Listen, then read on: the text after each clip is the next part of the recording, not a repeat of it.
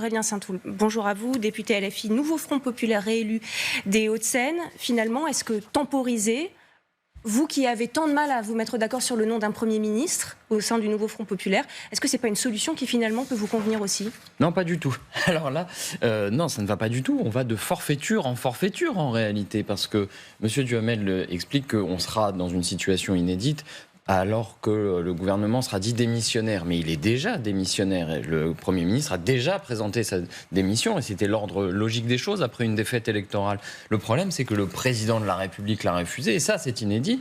Et donc, vous vous retrouvez avec un ministre comme Bruno Le Maire qui annonce que 7 milliards de dépenses publiques sont gelés. Le budget qu'ils ont fait passer par 49.3, ils le coupent, ils l'amputent de 7 milliards. Donc, vous voyez que vous avez un gouvernement qui n'a aucune légitimité à prendre des décisions.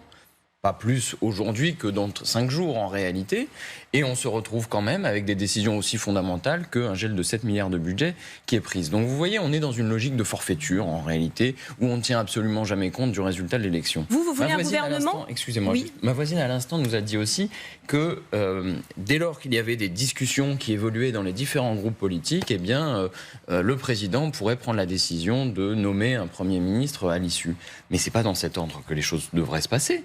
Ce qui doit se passer, c'est prendre acte du résultat de l'élection, à savoir notamment la défaite des macronistes, ensuite le fait que le Nouveau Front Populaire est arrivé en tête, et alors le président doit se tourner vers le Nouveau Front Populaire pour lui demander de constituer un gouvernement. C'est dans cet ordre qu'il fallait faire les choses. Et mais se tourner vers qui ? C'est un peu ça la problématique. Non, mais c'est pas très difficile. C'est pas très difficile. Vous savez, il avait prévu de téléphoner à M. Bardella. Il semblait même se réjouir de téléphoner à M. Bardella.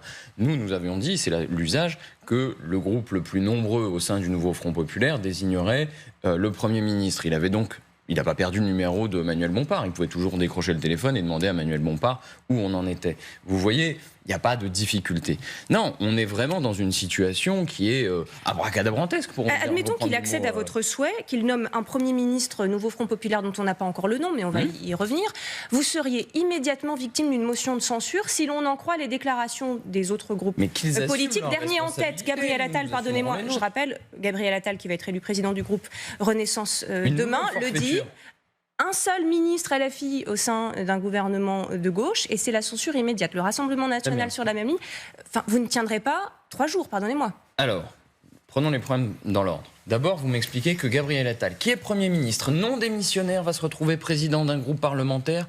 Où est la séparation des pouvoirs ? Où est la Constitution ? On marche sur la tête, c'est aberrant. On a un président de la République qui, en plein sommet de l'OTAN à Washington, trouve rien de mieux à faire que de prêter les mains à ce genre de tripatouillage. C'est incroyable.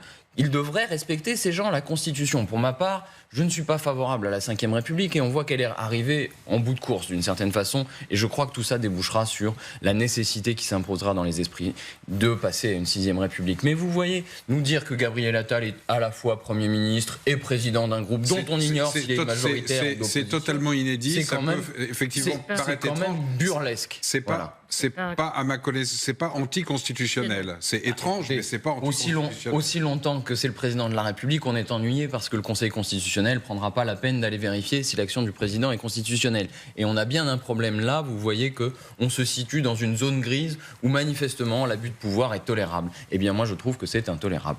Pour vous répondre sur les autres questions, est-ce qu'un gouvernement du Nouveau Front Populaire tiendrait face à une censure ? Vous nous avez dit que Mme Le Pen disait qu'elle censurerait n'importe quel gouvernement du Nouveau Front Populaire où il y aurait un insoumis parmi les ministres. Eh bien, je vois qu'elle a déjà changé de position, puisqu'il y a 2 jours, elle disait l'inverse, que si on lui soumettait, par exemple, un gouvernement du Nouveau Front Populaire, l'abrogation de la réforme des retraites, ils étaient prêts à voter. Ces gens n'ont aucune consistance, aucune parole. Et le résultat est le même, c'est-à-dire que... Non, le résultat n'est pas le même. Pardon, l'ex-majorité votera une censure. D'accord. Le Rassemblement national votera une motion de censure. Mais quand bien même, madame. Les LR voteront la motion de censure. Donc non, pardon, mais au bout du compte... Mais quand bien même, il y a mais après, il n'y a pas de gouvernement, du coup, ça tient pas. Mais il y a un ordre des choses. J'aimerais quand même qu'on reprenne.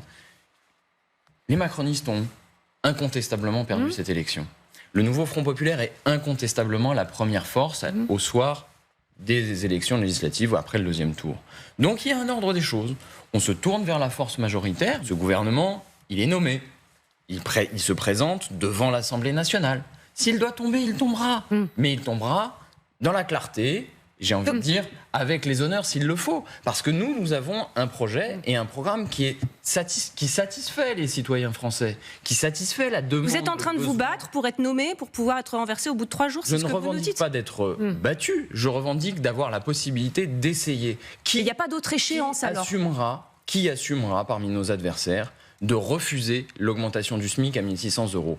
Qui refusera l'abrogation de la réforme de l'assurance chômage? C'est ce que les Françaises et les Français ont déclaré vouloir dans les urnes. Donc vous pensez qu'ils ne voteraient pas de censure aujourd'hui? Et puis, quand même, ça aussi, c'est burlesque. On nous explique que nous ne serions pas assez forts, etc. Mais vous voyez cette pantalonnade chez les macronistes. On en est à compter le nombre de présidentiables, de candidats. Gérald Darmanin s'en va quasiment faire des images de campagne électorale présidentielle. Il va saluer les bouquinistes. En réalité, on voit très bien que tout ça ne tient que par la peinture et que leur seule volonté, c'est même de faire tomber Emmanuel Macron. On comprend que Gérald Darmanin, il est déjà en campagne présidentielle. C'est-à-dire que sur le SMIC et l'abrogation de la réforme des retraites, vous comptez sur le soutien du Rassemblement national à l'Assemblée? Moi, je compte sur le fonctionnement de l'Assemblée nationale dans ses formes.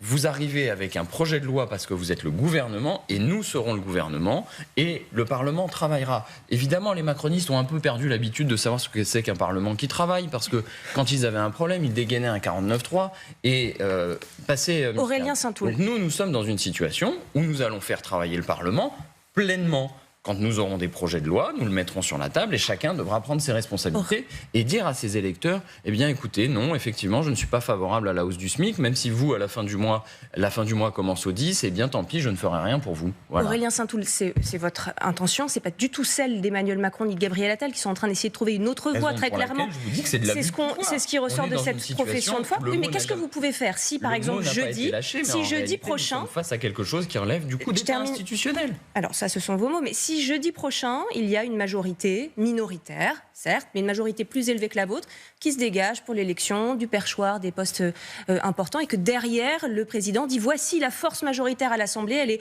centrale plus droite ou centrale plus droite ou centrale plus droite plus gauche et ce n'est pas vous, la France insoumise. Qu'est-ce que vous allez faire? Parce que c'est ce qui semble se dessiner. Ce qui est en cause, c'est une stratégie du président de la République qui normalement devrait se tenir au-dessus de la mêlée, qui est en réalité à la manœuvre et qui est en train de tripatouiller en essayant de faire s'articuler des choses qui n'ont rien à voir. Le résultat des élections stricto sensu, qui lui dicté sa conduite, demander au nouveau Front populaire de former un gouvernement, et puis ensuite, mais le fonctionnement même de l'Assemblée nationale. Le président de la République n'a quand même pas vocation à manœuvrer pour s'assurer que tel ou tel devienne président de groupe, président de l'Assemblée nationale. Enfin, la séparation des pouvoirs ne devrait pas être un vain mot. J'espère que quand même on a dans ce pays un peu de conscience et un peu de sens de la République pour se rendre compte que précisément le président est dans l'abus de pouvoir, dans le coup de force. Que pouvez-vous faire ? Et donc nous ne devons pas l'accepter.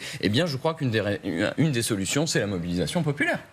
Vous appelez à marcher sur Matignon, à des manifestations. Mais j'appelle, moi, à chacune et chacun de ceux qui ont donné leur confiance au nouveau Front populaire à se demander par quelle façon ils peuvent témoigner leur désapprobation à l'égard de celles et ceux qui manifestement bafouent la Constitution et la pratique républicaine la plus élémentaire. Mais il y a des électeurs républicains et des électeurs Renaissance qui ont voté pour des élus du nouveau Front populaire. Est-ce que ceux-là, vous les appelez aussi à descendre dans la rue ? Écoutez, moi, ce que je vois sur cette question qui est très intéressante, je vous remercie de me tendre cette perche, c'est qu'en matière de discipline républicaine, effectivement, l'électorat macroniste, disons, ou de droite, a pratiqué la discipline républicaine et a voté dans certaines occasions pour des candidats du nouveau Front populaire. Mais beaucoup moins que les électeurs du nouveau Front populaire qui, eux, ont massivement dépassé...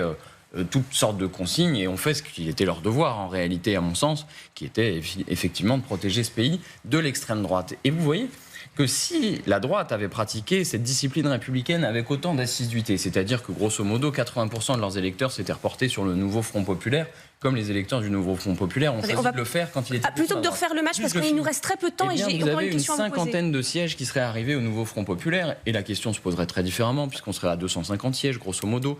Et on a une question, pardonnez-moi. Et donc plus personne ne viendrait nous dire votre majorité est un peu courte, etc. Donc ce qui est fait est fait. Dans une situation, bien sûr, ce qui est fait est fait. Voyons après, qui sera votre Premier ministre? On a Fabien Roussel qui vient de nous sortir un nom du chapeau, pardonnez-moi l'expression, Huguette Bello, qui est présidente du Conseil régional de la Réunion, qui n'est pas très connue, qui pourrait faire consensus. Et deuxième question, Jean-Luc Mélenchon va s'exprimer à 20h sur sa chaîne YouTube. Est-ce que vous avez une idée de ce qu'il va dire? Non, Jean-Luc Mélenchon ne me consulte pas avant de dire ce qu'il a à dire. En général, ça tombe bien, je suis souvent d'accord. Quoi qu'il arrive, on a parlé d'Huguette Bello. Je ne suis pas, moi, en ce moment, dans les négociations, sinon je ne serais pas là. Et je crois qu'il faut être mesuré dans sa parole. La seule chose que je puisse dire au sujet d'Huguette Bello, c'est qu'elle est une femme remarquable et que dans le paysage politique français, elle fait partie des rares personnalités qui allient ce que je appellerais le sens de l'idéal et le sens des réalités. Donc, de ce point de vue, c'est une idée intéressante. Elle est mieux placée que Jean-Luc Mélenchon? C'est elle que vous soutiendrez plutôt que lui? Non, bien sûr que non, c'est pas le sujet. J'appartiens au mouvement fondé par Jean-Luc Mélenchon. J'ai fait campagne pour qu'il soit président de la République. Je vous dirais pas qu'elle est mieux placée que Jean-Luc Mélenchon. Je vous dis que ces choses-là se discutent et que c'est d'un gouvernement entier dont il est question. Donc on ne joue pas aux petits chevaux. Je vous dis juste que Madame Bello est quelqu'un de remarquable. Merci beaucoup Aurélien Saint-Houl d'avoir accepté notre invitation. Merci à vous. On marque une courte